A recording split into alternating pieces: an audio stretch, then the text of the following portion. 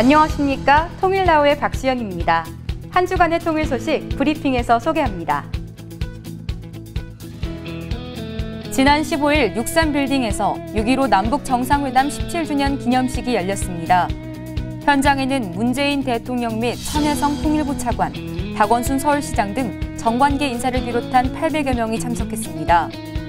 문 대통령은 축사를 통해 여야와 보수, 진보의 구분 없이 초당적 협력과 국민적 지지로 남북 평화의 길이 지속되도록 노력할 것이라고 말했습니다.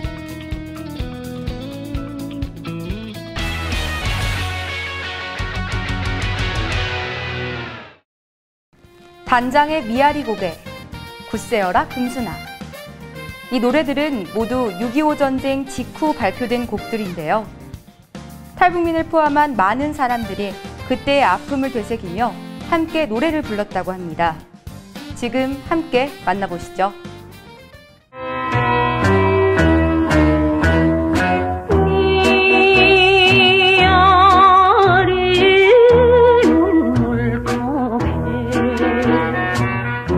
님이 넘더니 별고개 1950년대에는 전쟁을 묘사한 노래가 많았습니다. 6.25로 인해 가족과 생이별을 하게 된 옛 어르신들은 애절한 노래로 그 아픔을 달래곤 했는데요. 10년이 가도 100년이 가도 사랑은 돌아오소.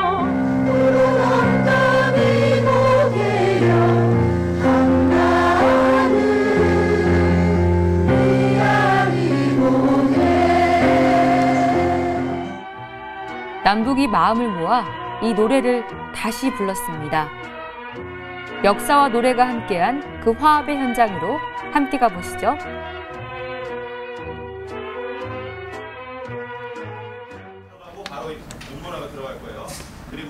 서울의 한 노래교실.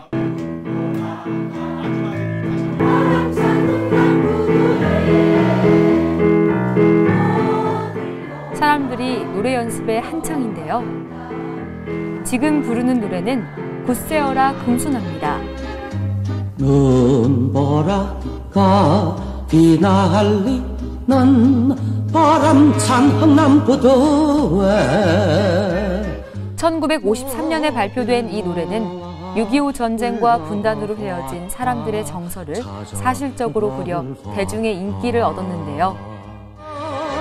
피는 머러를 흘리면서 일사이구나 홀로 왔다. 오늘 모인 사람들이 무려 50년 전 노래를 다시 부르고 있는 이유는 뭘까요? 남북이 공유하고 있는 가장 마지막 기억이 언젠지를 생각해봤어요. 근데 그게 한국전쟁, 6.25 전쟁이었고 그랬기 때문에 6.25 전쟁에 관련된 노래들을 저희가 선정을 했고요. 전시 대중음악들이어서 저희가 그 노래를 함께 부르면은 남북이 함께 부르면은 저희가 남북 통합적으로 조금 가져갈 수 있지 않을까 이런 생각을 해서 부르게 되었습니다. 오늘 이렇게 노래 연습을 하는 데는 그만한 이유가 있습니다. 특별한 공연이 예정돼 있기 때문인데요.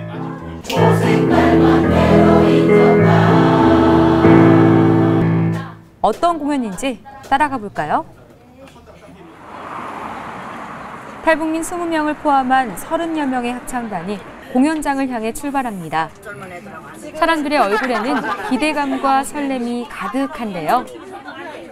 혹시라도 가사를 잊어버릴까 악보를 손에서 놓지 않습니다. 아니 많이는 못했어요. 가르쳐 주시고 막 하시던데. 언니가 조금 많이 빠져가지고. 북한과는 리듬이 다른 남한의 대중가요. 어려운 게 당연하겠죠. 그런데 합창단이 도착한 곳은 뜻밖의 장소입니다. 서울시 서대문구에 위치한 서대문 형무소 역사관. 이곳은 일제강점기 독립을 위해 헌신했던 애국지사들이 고초를 당하는 모습을 재현해 놓은 곳인데요. 독립운동가들을 잔인한 방법으로 핍박하던 일제의 만행이 잘 드러나 있습니다. 지금은 저 모형이지만 그때 당시에는 저기에다가 풀을 매겨서 유리가루를 빻아서 붙인대, 그 끈에다. 그래갖고 채찍을 하는 거예요. 사람들은 서대문 형무소를 체험하며 역사를 되짚어 봅니다. 그런데 탈북민들에게는 이러한 형무소의 모습들이 또 다른 아픈 기억을 회상하게 하는데요. 어머니 뭐 하세요? 에? 사진 찍어요. 어떻게? 왜? 이 간방에다 다 들어가 있는 거 보니까 가슴 아프고. 내 북한에서도 이보다 더 한 데가 있단 말이에요 지금. 뭐 죽는 사람도 많고. 저 비참하지. 일제강점기 모두가 독립투사였던 그때 우리는 한반도를 지키기 위해 함께 노력했었죠. 이곳에 남아있는 역사의 시간은 하나 된 조국을 떠올리게 합니다. 나는 원래 이 서대문 형무소와 있어야 돼. 우리 아버지 독립운동자 돼가지고 집에서 막내 돼서 이 뒷잔들이 그거면 아버지 이거 이게 감자가 마취처럼 나온 게 뭐야까 야 내 그래도 옛날에 그 이야기 하던 그게 머리에 있어가지고 지금 그 감방을 구경해도 좀 더 다른 사람하고 좀 생각이 다르죠. 역사 의식을 마음껏 충전했으니 본격적인 공연에 들어가 볼까요? 역사 유적지 앞에서 하는 특별한 공연에 사람들도 모여듭니다.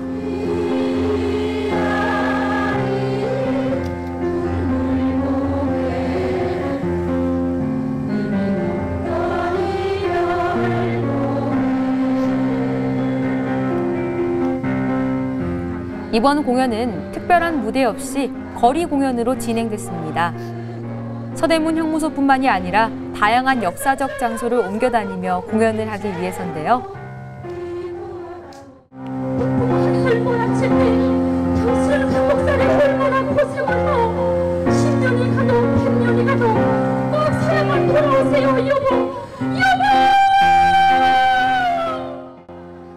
6.25를 경험한 어르신들에게는 더 가슴이 아련한 노래였겠죠.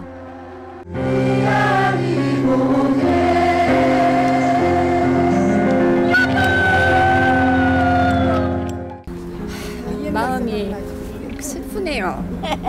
옛날에 우리가 부르던 노래고 그때 미아리 고개에서 헤어지면서 그 작사하신 있는데 우리가 그때 젊었을 때가 많이 불러보던 노래여서 슬픈 마음이 드네요. 저희가 북한 이탈 주민의 수가 2016년 들어가지고 3만 명을 넘어섰는데 항상 탈북민들만을 대상으로 하는 교육 프로그램을 진행해 왔었어요. 근데 탈북민들을 조금 더 사회통합적인 관점에서 바라봐서 남한 주민이랑 같이 할 수 있는 교육 프로그램을 할 수 있지 않을까라는 생각을 했고요. 과거의 역사를 되짚어보고 함께 노래했던 오늘. 앞으로도 남북이 하나였던 그때를 회상할 수 있도록 역사와 문화가 가득한 시간이 많아지길 기대해봅니다.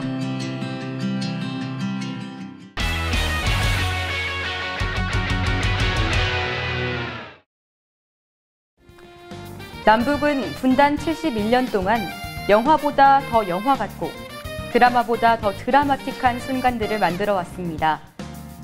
2000년 6월 분단 사상 처음으로 남과 북의 정상이 만난 남북 정상회담이 그중 하나인데요.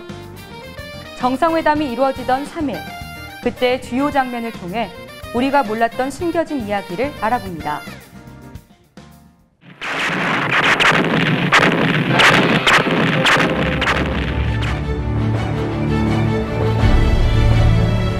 해방 후 71년 동안 많은 이야기들을 만들어갔던 남과 북. 미워하고 그리워하며 가까이 다가오다가도 싸우고 돌아섰던 애증의 시간 속에 금방이라도 통일이 다가올 것처럼 느껴진 순간이 있습니다. 전 세계 사람들의 이목이 평양에 집중되었던 그날. 대체 어떤 일이 있었을까요?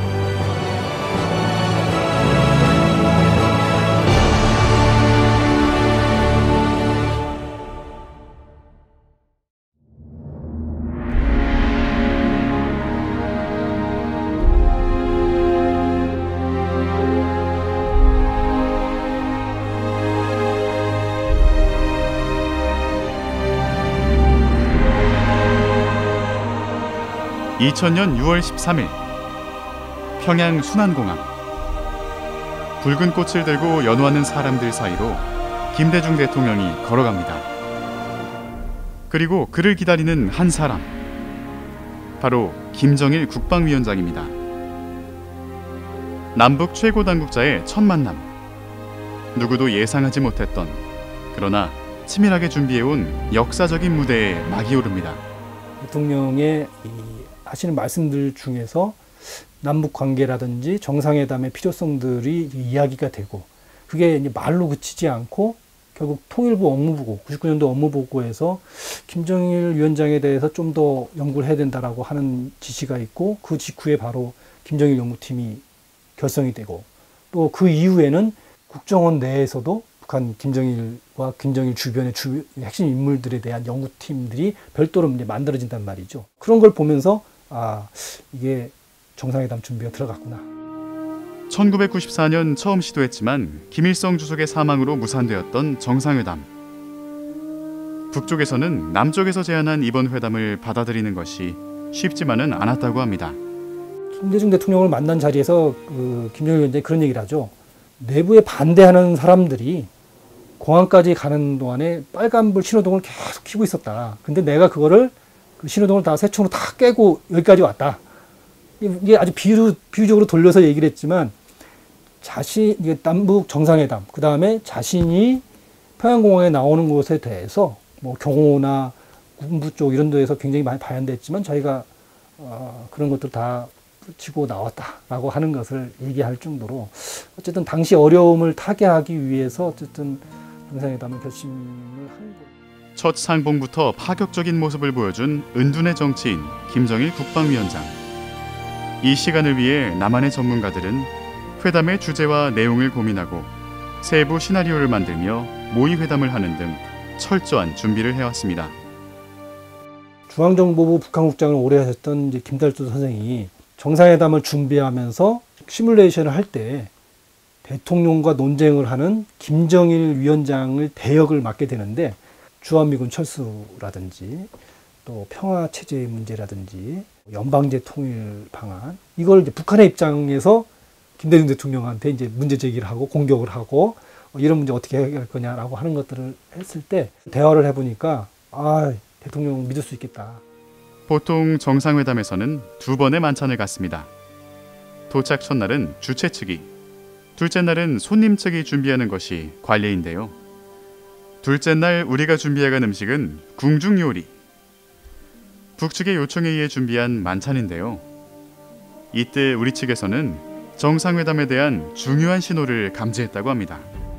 김정일 위원장이 진짜 대화석상에 나오는지에 대한 일각의 우리 우려가 있었어요. 왜 그러냐면 북한이 헌법을 개정하면서 북한의 대외적인 국가 원수는 김영남 상임위원장이거든요. 그러니까 혹시 북측에서 김영남 상임위원장을 내세워서 김대중 대통령하고 정상회담을 하는 거 아닌가, 자신들은 안 나오고, 이게 굉장히 큰 우려였다는 거죠. 그런데 갑자기 북쪽에서 만찬으로 궁중요리를 준비하는 게 좋겠다라고, 준비해서 오는 게 좋겠다라고 하는 이야기가 딱 오면서 이제 안도하게 되는 거죠. 궁중요리 준비하라고 하는 그런 정도는 그냥 단순히 그냥 요리를 하나 준비한다는 의미가 아니라 북쪽에서 비유적으로 김정일 위원장이 참석하니까 너무 그렇게 우려하지 마라 라고 하는 그런 간접적인 메시지였다. 두 번째 정상회담에서 남과 북은 분단 사상 처음으로 남북 쌍방의 최고 당국자가 직접 합의하고 서명한 문건 6.15 남북 공동선언을 내놓습니다. 통일 문제를 우리 민족끼리 힘을 합쳐 자주적으로 해결할 것 등을 포함해 5개 항의 합의를 이루는데요. 역사적인 이 순간의 이면에는 600일이 넘는 기간 동안 남북에 숨겨진 노력이 있었습니다. 워낙 비밀리에 진행을 했고 잘 드러나지 않았어요. 그런데 남북 정상회담 기간에 김정일 위원장이 손짓해서 임동원 원장을 부르는 장면이 당시 중앙TV에 이제 보도가 됩니다. 그 모습을 보면서 이거는 두 사람이 처음 보는 관계가 아니라 한 번 또는 그 관계로 봤을 때 여러 번 이게 임동원 장관이 평양을 방문해서 김정일 위원장을 직접 독대를 해서 많은 대화를 나눴구나라고 하는 것을 그 임동원 장관의 그 태도, 또 김정일 위원장이 부르는 다정한 모습, 뭐 이런 것에서 추론을 할 수 있었다. 이렇게. 정상회담을 반대하는 사람들을 물리치고 이 자리까지 왔다는 김정일 국방위원장의 말. 철저하고 치밀한 회담 준비로 김대중 대통령을 믿을 수 있었다는 김정일 국방위원장의 대역, 김달술 선생의 말. 남북 두 정상 간의 만남을 확신할 수 없던 남한 정부에게 궁중 음식을 먹어볼 수 있겠느냐고 물어왔던 북한의 메시지.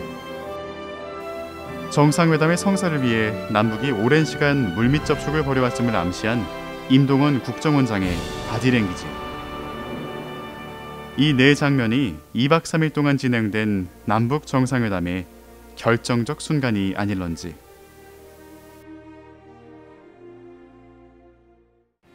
오늘 준비한 소식은 여기까지입니다. 이상으로 통일나우를 마칩니다. 시청해주신 여러분 고맙습니다.